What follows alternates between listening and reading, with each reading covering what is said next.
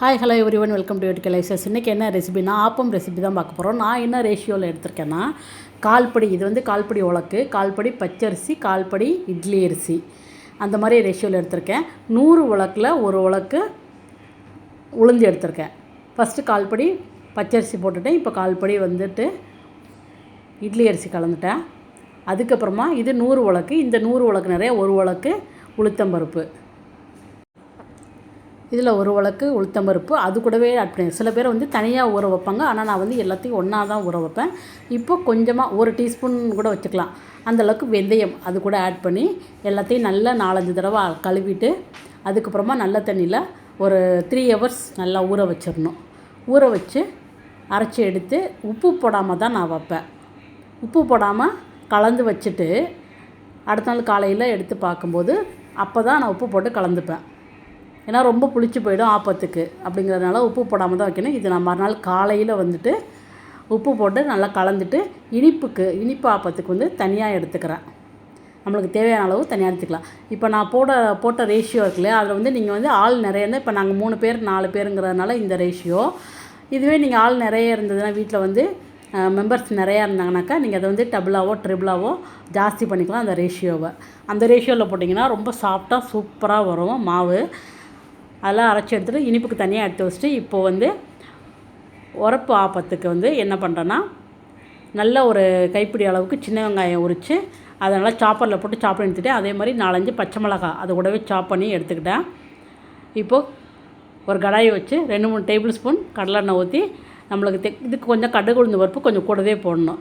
1 டீஸ்பூனில் 1.5 teaspoon கடுகு, அதே மாதிரி 1.5 டீஸ்பூன் உளுத்தம்பருப்பு போட்டுட்டு, பெருங்காயம் கொஞ்சம் போட்டுட்டு, அதுக்கப்புறமா நம்ம சாப் பண்ணி வச்சா வெங்காயம் பச்சை மிளகா இது 2ஐயும் போட்டு நல்லா வதக்கணும். அது கூடவே நல்லா ஒரு 3-4 கொத்து கருவேப்பிலை பொடியாக கட் பண்ணி வச்சுருக்கேன், அதையும் போட்டு நல்லா வதக்கணும். நல்லா வதக்கினதுக்கப்புறமா வதக்கிட்டு மாவு கூட கலந்துட்டு நான் உரப்பு ஆப்பம் நாங்கள் இப்படி தான் பண்ணுவோம். உரப்பு ஆப்பம் சுட்டுக்கலாம். இப்போ இனிப்பு ஆப்பத்துக்கு அது கூடவே கொஞ்சம் அந்த உரப்பு ஆப்பத்துக்கு இந்த வெங்காயம் பச்சை மிளகா கருவேப்பிலை கூடவே கொஞ்சம் வதக்கி அதில் மாவில் போட்டுட்டு, அதுக்கப்புறமா அந்த மாவில் கொஞ்சம் தேங்காய் ஆட் பண்ணிக்கணும். தேங்காய் பூ துருவி வச்சா நல்லா தேங்காய் பூ கொஞ்சம் ஒரு கைப்பிடி அளவுக்கு உரப்பு ஆப்பத்துக்கு அதில் சேர்த்துட்டு உரப்பு வந்து தனியாக ஊற்றிக்கலாம். இன்னைக்கு ஆப்பம் வந்து ஆப்பச்சட்டியில் தான் ஊற்றணும். பட் ஆப்பச்சட்டி வந்து எனக்கு வந்து ஓட்டையாயிட்டு, அதனால் இப்போ இல்லை. அதனால் நான் தோசைக்கல்லில் தான் இன்றைக்கி ஊற்ற போகிறேன். ஆப்பம் இனிப்பு உரப்பு 2மே வந்து நான் தோசைக்கல்லில் தான் இன்றைக்கி ஊற்ற போகிறேன். வேறு வழியில் ஆப்பச்சட்டி வந்து ஓட்டையாயிடுச்சு, வேறு வாங்கணும். இப்போ ஒரு கைப்பிடி அளவு உரப்புக்கு வந்துட்டு தேங்காய் பூ போட்டு நல்லா கலந்து எடுத்துக்கணும். கலந்து எடுத்துட்டு இப்போது இனிப்பு தேங்காய் ஆப்பத்துக்கு வந்து தேங்காய் பால் எடுத்து வைக்க போகிறேன்.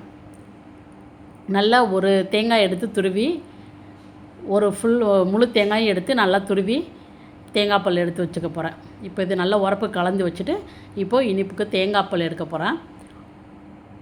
ஒரு தேங்காய் ஃபுல்லாகவே போட்டு ஃபஸ்ட்டு வந்து அரைச்சி வடிகட்டிட்டு, ஃபஸ்ட்டு பால் சொல்லுவாங்களே அதை எடுத்து வச்சுட்டு, அதுக்கப்புறமா செகண்டரியாக இன்னொரு அரைக்கும்போது அந்த சக்கையை எடுத்து போட்டு மறுபடியும் அரைக்கும்போது அதுலேயே நான் வெல்லத்தை போட்டு அரைச்சி வடிகட்டிடுவேன். ஏன்னா வெல்லத்தில் வந்து நிறைய மண்ணெல்லாம் இருக்கும் இல்லையா, ஸோ அதுலேயும் போட்டு ஒரு அடி அடிச்சுட்டு அப்படியே வந்து நம்ம ஃபில்ட்ரு பண்ணி எடுத்துக்கலாம். தேங்காய் பால் இப்போ வந்து ரெடி ஆகிட்டு, அது கூடவே 2-3 ஏலக்காய், நம்மளுக்கு தேவையான அளவு அந்த ஸ்மெல் சூப்பராக இருக்கும் தேங்காய் பாலில். நல்லா ஒரு 4-5 ஏலக்காய் கூட போட்டுக்கலாம். ஏலக்காயும் அது கூடவே போட்டு அரைச்சி எடுத்து தேங்காய் பால் ரெடியாக தனியாக வச்சாச்சு. இப்போ உரப்பு ஆப்பம் வந்து நான் இப்படி தான் ஊற்றுறேன். ஏன்னா ஆப்பச்சட்டி தான் வந்து ஓட்டையாயிடுச்சுல, அது வந்து இல்லை இப்போது. ஸோ தோசைக்கல்லில் மெல்லிசாக ஊற்றி எடுத்துக்கணும். ஆப்பத்துக்கு வந்து மூடி போட்டு மூடக்கூடாது. நான் தெரியாதெல்லாம் மூடிட்டு அப்புறம் எடுத்துட்டேன். ஆப்பத்துக்கு வந்து மூடி போட்டு மூடக்கூடாதுன்னு சொல்லுவாங்க. ஸோ ஆப்பத்துக்கு வந்து உரப்புக்கு வந்து தேங்காய் சட்னி ரெடியாக இருக்குது. அடுத்து வந்து இனிப்பு ஆப்பம் வந்து ஒவ்வொன்றா சுட்டு தேங்காய் பால் அதில் ஊற்றி ஊற வச்சுருவோம் நாங்கள். எப்படின்னா ஒவ்வொரு ஆப்பமாக வந்து ப்ளைன் அப்படியே நல்லா ஊற்றிட்டு இந்த மாதிரி எடுத்து தட்டில் வச்சோ இல்லை ஒரு நல்லா அகலமான பாத்திரத்துலேயே வச்சு இந்த மாதிரி தட்டில் வச்சுட்டு என்ன பண்ணுவேன், அது மேலே ஒவ்வொரு ஆப்பமாக சுட்டு ஒவ்வொரு ஆப்பம் சுட்டதுக்கப்புறமா அது மேலே இந்த மாதிரி தேங்காய் பால் நல்லா ஊற்றி ஊற வச்சிடணும். இப்போ ஊற வச்சுட்டோன்னா அடுத்து இன்னொரு ஆப்பம் சுட்டு அது மேலேயே வச்சு அது மேலே தேங்காய் பால் ஊற்றி ஒவ்வொன்றா இப்போ ஒரு லேயராக வச்சு தேங்காய் பால் வச்சு ஊற வச்சுட்டோன்னா சூப்பராக இருக்கும். எடுக்கும்போது ஸ்பூன் வச்சு ஒவ்வொரு லேயராக நம்ம எடுத்து சாப்பிட்டுக்கலாம், ஈஸியாக இருக்கும்.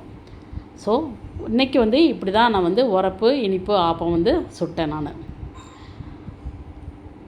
சூப்பராக இருக்கும். நீங்கள் இந்த மாதிரி ரேஷியோவில் போட்டு ஆப்பம் சுட்டு பாருங்கள், ரொம்ப டேஸ்டியாக இருக்கும். இனிப்பு ரெடி ஆயிடுச்சு, உரப்பு ரெடி ஆயிடுச்சு. வாங்க ஆப்பம் சாப்பிட்லாமா? தேங்க்ஸ் ஃபார் வாட்சிங்.